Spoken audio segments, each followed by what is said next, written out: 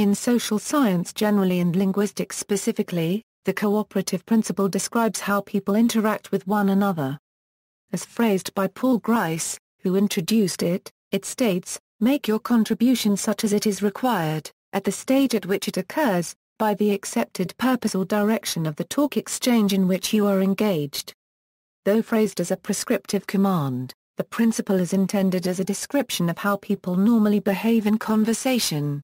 Listeners and speakers must speak cooperatively and mutually accept one another to be understood in a particular way. The cooperative principle describes how effective communication in conversation is achieved in common social situations. The cooperative principle can be divided into 4 maxims, called the Gricean maxims, describing specific rational principles observed by people who obey the cooperative principle. These principles enable effective communication. Grice proposed 4 conversational maxims that arise from the pragmatics of natural language. The Gricean maxims are a way to explain the link between utterances and what is understood from them. Obeying the cooperative principle, those who obey the cooperative principle in their language use will make sure that what they say in a conversation furthers the purpose of the conversation. Obviously, the requirements of different types of conversations will be different. The cooperative principle goes both ways. Speakers observe the cooperative principle, and listeners assume that speakers are observing it.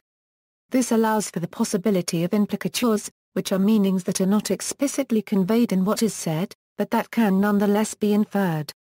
For example, if Alice points out that Bill is not present, and Carol replies that Bill has a cold, then there is an implicature that the cold is the reason, or at least a possible reason, for Bill's absence. This is because Carol's comment is not cooperative does not contribute to the conversation unless her point is that Bill's cold is or might be the reason for his absence. Grice's maxims, maxim of quality, do not say what you believe to be false. Do not say that for which you lack adequate evidence. Maxim of quantity, make your contribution as informative as is required. Do not make your contribution more informative than is required. Maxim of relation, be relevant. With respect to this maxim, Grice writes, though the maxim itself is terse, its formulation conceals a number of problems that exercise me a good deal, questions about what different kinds and focuses of relevance there may be, how these shift in the course of a talk exchange, how to allow for the fact that subjects of conversations are legitimately changed, and so on. I find the treatment of such questions exceedingly difficult, and I hope to revert to them in later work. Maxim of Manner, avoid obscurity of expression. Avoid ambiguity. Be brief. Be orderly. Explanation. These maxims may be better understood as describing the assumptions listeners normally make about the way speakers will talk, rather than prescriptions for how one ought to talk. Philosopher Kent Bark writes, W. E. need first to get clear on the character of Grice's maxims. They are not sociological generalizations about speech, nor they are moral prescriptions or prescriptions on what to say or communicate. Although Grice presented them in the form of guidelines for how to communicate successfully, I think they are better construed as presumptions about utterances, presumptions that we as listeners rely on and as speakers exploit. Gricean maxims generate implicatures. If the overt, surface meaning of a sentence does not seem to be consistent with the Gricean maxims, and yet the circumstances lead us to think that the speaker is nonetheless obeying the cooperative principle, we tend to look for other meanings that could be implied by the sentence. Grice did not, however, assume that all people should constantly follow these maxims. Instead, he found it interesting when these were not respected, namely either flouted, or violated. Flouting would imply some other, hidden meaning.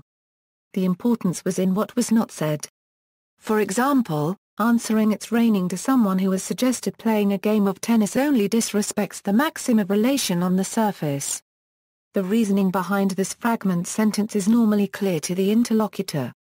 Criticism. Grice's theory is often disputed by arguing that cooperative conversation, as with most social behavior, is culturally determined, and therefore the Gricean maxims and the cooperative principle cannot be universally applied due to intercultural differences.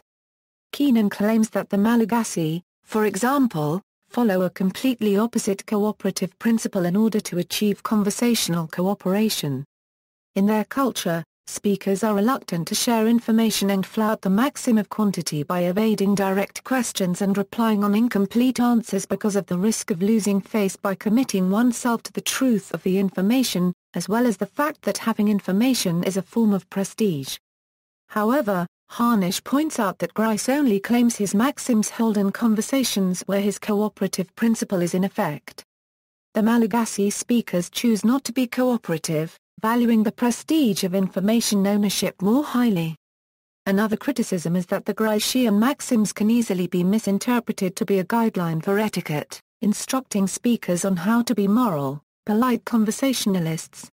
However, the Gricean maxims, despite their wording, are only meant to describe the commonly accepted traits of successful cooperative communication.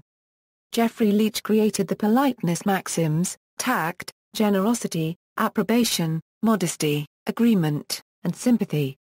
Flouting the maxims, without cooperation, human interaction would be far more difficult and counterproductive. Therefore, the cooperative principle and the Gricean maxims are not specific to conversation but to verbal interactions in general.